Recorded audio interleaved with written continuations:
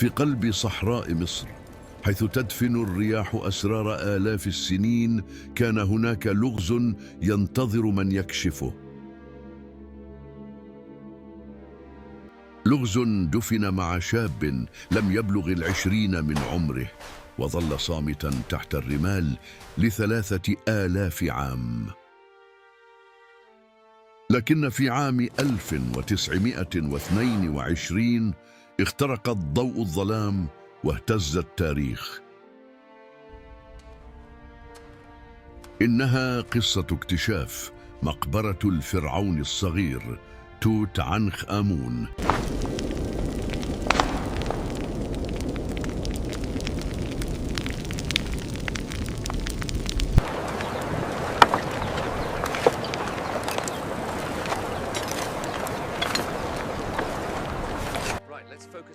عندما وصل كارتر وبعد أيام من العمل الدقيق، وصل إلى باب مغلق لا يحمل اسما.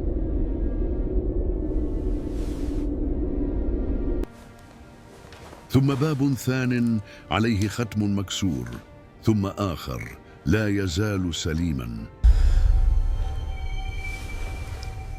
وفي صمت مهيب حفر كارتر ثقبا صغيرا في الجدار ونظر داخل المقبرة.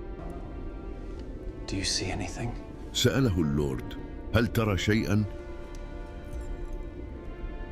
فأجاب كارتر: نعم، أشياء رائعة.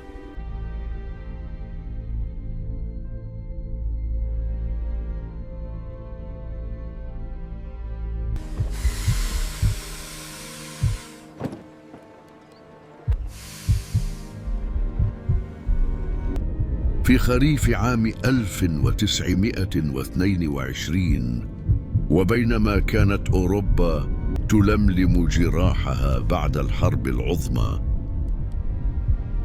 كانت أرض مصر على موعد مع كشف سيبهر العالم. تحت شمس الجنوب الحارقة وفي قلب وادي الملوك الجاف، وقف رجل نحيل متشح بالغبار يتأمل الرمال كأنه يحادثها. اسمه هاوارد كارتر، عالم آثار بريطاني قضى عمره بين أطلال المعابد وخرائط الملوك المنسيين. كان مقتنعا خلافا لجميع زملائه أن هناك مقبرة ما تزال مختفية لم يلمسها أحد، مقبرة لصبي فرعوني توفي شابا اسمه توت عنخ آمون. لم يكن في حوزة كارتر سوى بعض النقوش المطموسة وأمل في العثور.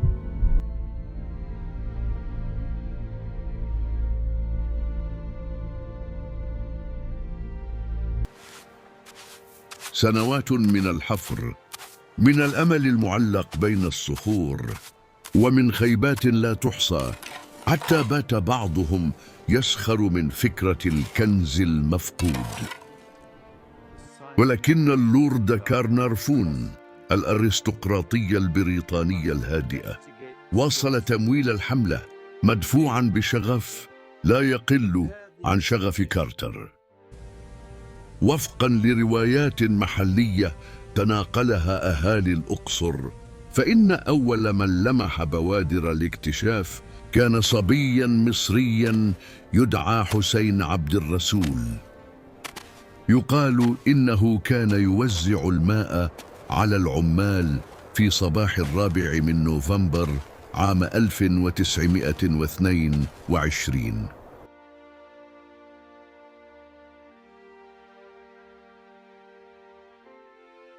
وحين وضع جرة الماء على الأرض، اصطدمت بشيء صلب تحت الرمال. تلك الدرجة الحجرية المختبئة التي ستقود إلى أعظم اكتشاف أثري في القرن العشرين.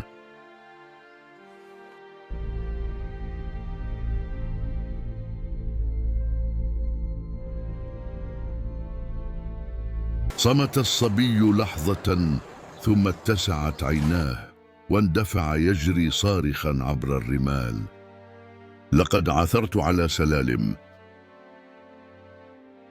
تجمع العمال واقترب كارتر بنفسه، وعيناه تراقبان بحذر وفضول متأجج.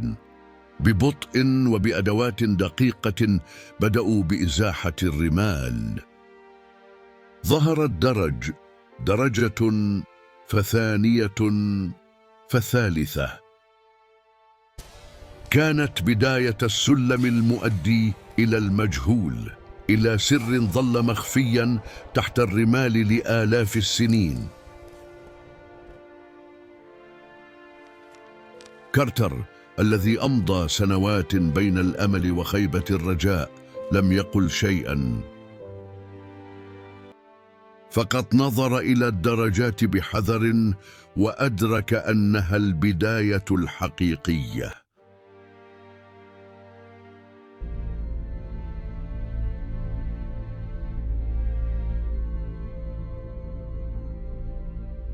على ضوء المصابيح الزيتية وبين أنفاس محتبسة، أزال كارتر الأتربة من الدرجات واحدة تلو الأخرى حتى بلغ بابا حجريا بلا نقوش، ثم آخر يحمل ختما ملكيا لكنه مكسور، ثم أخيرا باب ثالث مغلق بإحكام وعليه ختم لا يزال سليما.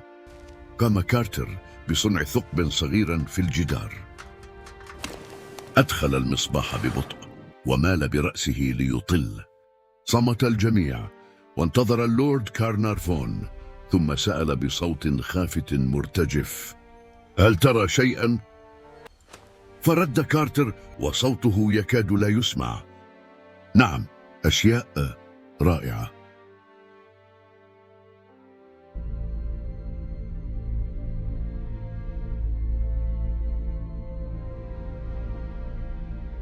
حين دفع الباب وكشف الستار عن الداخل، لم يكن أحد حتى كارتر مستعدا لما سيراه. غرفة تمتلئ حتى السقف بالتحف، عربات حربية مطلية بالذهب، أسرة على شكل أسود والبقرات المقدسة، تماثيل بأقنعة من المرمر، قلادات مرصعة باللازورد، سهام وأوان من الفخار لا تزال تحتفظ برائحة الزيوت القديمة. كل شيء في مكانه، وكأن الزمن توقف هناك فجأة في لحظة ما قبل آلاف السنين. كانت تلك أول مرة يرى فيها العالم مقبرة ملكية لم تنهب في حالتها الأصلية.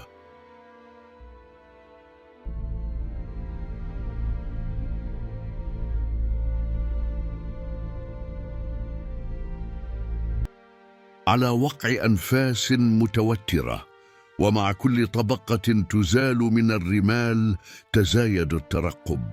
اقترب كارتر من الباب الحجري الأخير وأمر العمال بتثبيت الألواح والدعامات. بأدوات دقيقة بدأ في نزع الأحجار حتى انفتح الباب ببطء ليكشف ما خلف الجدار. الغرفة التالية كانت أكثر غموضاً، لا ضوء فيها ولا أثر لأقدام. أخرج كارتر المصباح ودخل بخطى ثابتة. على الجدران نقوش باهتة ورسومات لطقوس جنائزية فرعونية. كانت تلك الغرفة غرفة الدفن.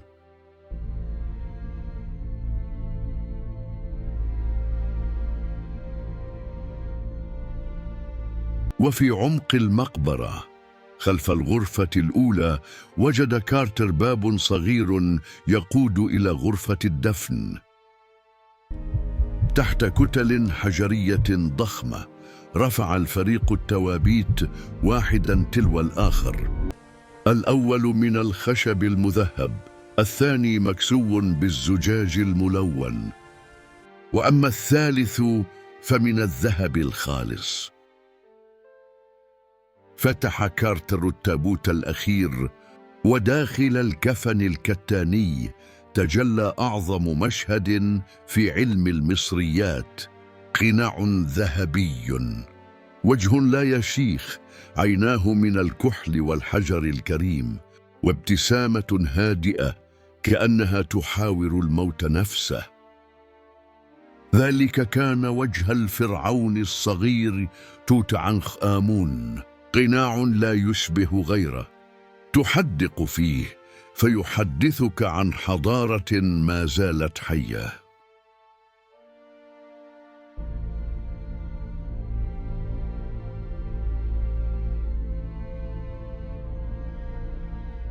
مع إعلان الخبر تهافتت الصحف العالمية على الخبر. العثور على مقبرة لم تنهب، كنز فرعوني كامل، قناع الموت الذهبي. المصورون، الصحفيون، علماء الآثار من كل أنحاء العالم شدوا الرحال إلى وادي الملوك. عادت مصر من جديد، أصبحت فجأة محط أنظار العالم. كان الاكتشاف عظيما لدرجة أن كل تفصيلة داخله كانت تحتاج إلى تسجيل، توثيق وتصوير قبل نقلها. لم يسرع كارتر وفريقه في إفراغ المقبرة، بل عملوا على مدار شهور في صمت، يسجلون كل قطعة، يرسمونها، يصنفونها ويصورونها كما هي في موضعها الدقيق. كانت الكاميرا توثق ولأول مرة في التاريخ مقبرة فرعونية كما وجدت.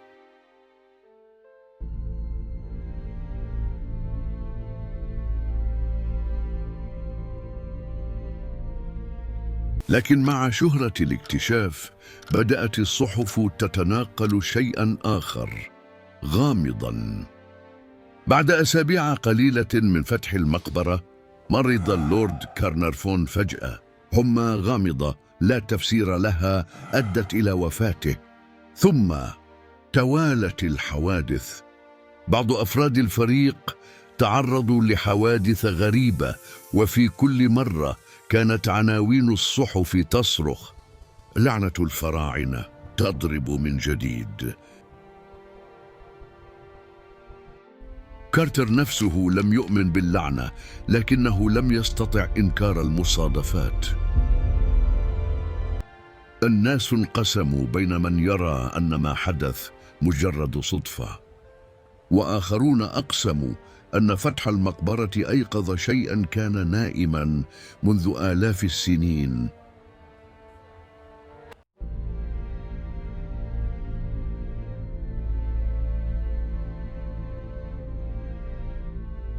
استغرق تفريغ المقبرة أكثر من 10 سنوات. آلاف القطع تم نقلها إلى المتحف المصري بالقاهرة، حيث لا تزال تعرض حتى اليوم. قناع توت عنخ آمون وحده أصبح رمزا خالدا للحضارة المصرية القديمة، ورمزا لأعظم اكتشاف أثري في التاريخ. ما بدأ كحلم في قلب الصحراء تحول إلى لحظة غيرت تاريخ علم الآثار، وفتحت أعين العالم على عظمة الفراعنة. توفي هاورد كارتر في عام 1939 بعد أن كتب مذكراته ودون رحلته بالكامل. لم ينل التكريم الذي يستحقه في حياته، لكنه ترك وراءه شيئا أعظم من أي وسام. ترك حكاية لن ينساها الزمن. في كل مرة ينظر فيها طفل إلى صورة القناع الذهبي، أو يتوقف زائر أمام تمثال مكسو بالغبار، يعاد سرد القصة، قصة رجل آمن بحلمه، وملك عاد من أعماق النسيان، وطفل مصري كشف درجات المقبرة.